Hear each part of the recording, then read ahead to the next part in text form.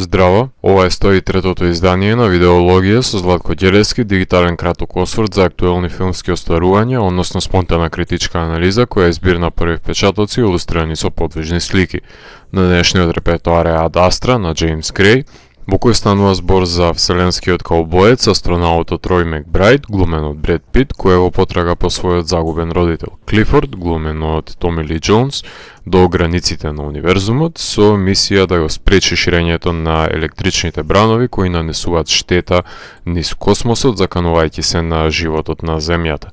Во тој потфат Рој се соочува со последиците на експедицијата осудена на пропаст од екипажот на проектот Лима од пред 3 децении, дознавајќи ги премолчаните тајни кои не може да останат погребани во длабочината на Вселената. Рој е најмен од страна на власта која го искористува со цел да го измолкне живиот татко и сопре неговото крстарење низ космосот, па затоа го ангажира да му прати порака од подземната база од Марс. Затоа е екстензивно контролиран и подлегнува на психолошки евалуации на секој чекор.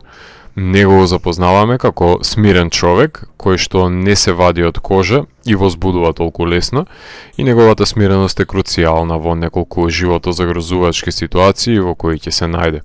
Тука доаѓа во игра одмерената актерска изведба на Пит, која окраси овој лик, кој од монолозите потенцира дека е гневен, затоа што родителот го напуштил него и неговата мајка и ги компартментализира своите чувства, амбивалентно ги складира емоциите за да не му влијаат врз рационалните одлуки, а преку неговата нарација дознаваме суптилни навирања на етичките дилеми во неговиот иманентен свет. Набрзо заклучуваме дека патувањето надвор од земјата представува своевиден ескапизам, бегство од обврските на неа. Тука доаѓаме до јадрото на филмот, кој говори за севичноста, поради која што таткото сака да најде живот во универзумот и покрај тоа што истражувањата не вродиле со позитивни докази. Синот, поведен од својата тврдоглавост, станува убиец на колегите космонаути, налик неговиот татко, меѓутоа евидентна е главната дистинкција помеѓу обсесивниот самотник кој се има вдомено на Нептун и човекот кој едва чека да му заврши самотијата и се врати на земјата. Првата постојка е на месечината со помош на комерцијалниот лет, кај што наплаќаат стотици долари за удобноста на ќебе и перница, капиталистички подвиг на кој би се противел таткото, следувајќи го човештвото на конзументи на светови, кои ја реплицираат земјата и експлоатираат секоја нова освоена територија. Прекрасни се борбените медмек сцени на месечината со ахроматскиот контраст. Рој налетува на потрошливи ликови, глумени од Рут Нега и Доналд Сатерленд, од една етапа до друга, карактери кои го пресретнуваат и му ги посочуваат гревовите на неговиот татко, накалемени на негов грб.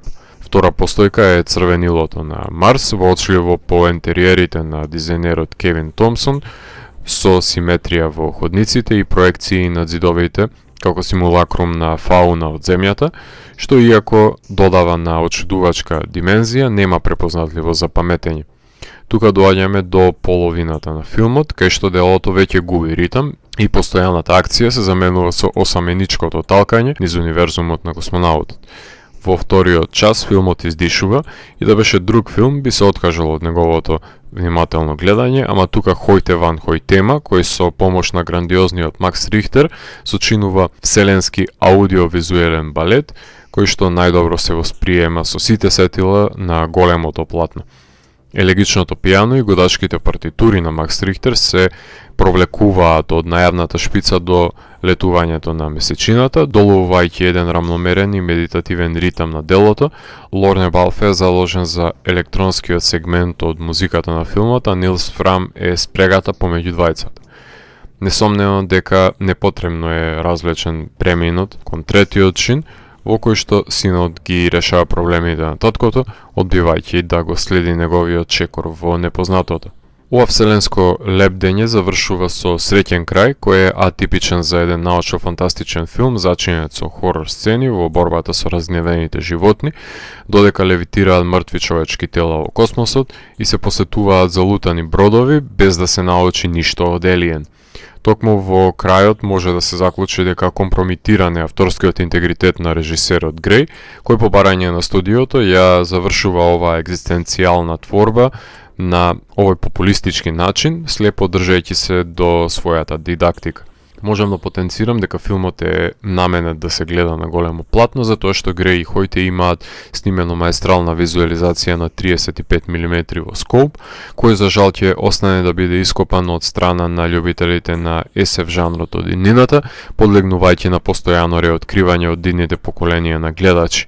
Нема да се памети како Blade Runner, затоа што ја нема неговата тежина, или пак револуционерната естетика и осамеништво на Одисеја 2001 и Solaris, но е близок пандан на модерните The Martian, Gravity, Moon и Interstellar. Интересно е тоа што вселенскиот полковник Курц од темната страна на Нептун не е прв пат да патува надвор од Земјата, во друштво на Доналд Сатерленд, кои заедно ја напуштија планетата во Space Cowboys. Научната фантастика е филмски жанр кој секогаш се стремел да изврши експлорација на значењето на постоењето и потрагата по себе си во широкиот универзум, а овој филм елоквентно ги исполнува тие емпириски жанровски инстанции. Джеймс Греј уште од 90-тите години е присутен во Холивуд со неговите филмови, но никогаш не се издигна како врвен автор од својата генерација и неговите криминалистички филмови завршуваа на телевизија. Таму ги гледав Little Odessa со Тим Рот и Едвард Фурлонг, како и The Yards и We Own the Night, филмови со матни кружоци, во кои се вовлечени Марк Волберг и Жоакин Феникс, со кого режисерот е препознаен како најчест соработник. Помеѓу филмовите има огромен временски јаз, па затоа неговото име неретко се заборава, иако на големо се врати во студискиот систем оваа деценија со 3 филмови, меѓутоа неговиот The Lost City of Z помина под секој можен радар и беше проголтан од заборавот. Моментално работи на адаптацијата на новелата Тери Хейс, именувана како I Am Pilgrim, филм за повратништвото на пензиониран шпион по повод уникатна истрага. Очигледно Греј нема среќа кога е опрашање промотивниот период на филмовите, затоа што иако создаде интригантно вселенско патишествие со Ад Астра, филмот стана несакана жртва на купувањето на 20th Century Fox од страна на Дизни и наместо да се промовира како еден од најсериозните конкуренти за Оскар, ако ништо друго за техничките категории, или пак да се искористи уделот на Бред Пит во филмот на широката публика, филмот остана незабележан од широките маси, работен со буџет од $88 милиони и заработка од $50 милиони во САД, што говори за недоволно промовирање и интерес за филмот. Затоа Кина е копродуцент и на тој начин ја дуплира заработката, меѓутоа филмот остана жртвено јагне на претходниот состав на Fox, за кој Дизни немаа потреба и желба да вложат $1 во промоцијата, оставајќи го филмот да лебди во вселената. Филмот својата премиера ја имаше на Венецијанскиот филмски фестивал и полесно беше прикажан во 3.500 киносали.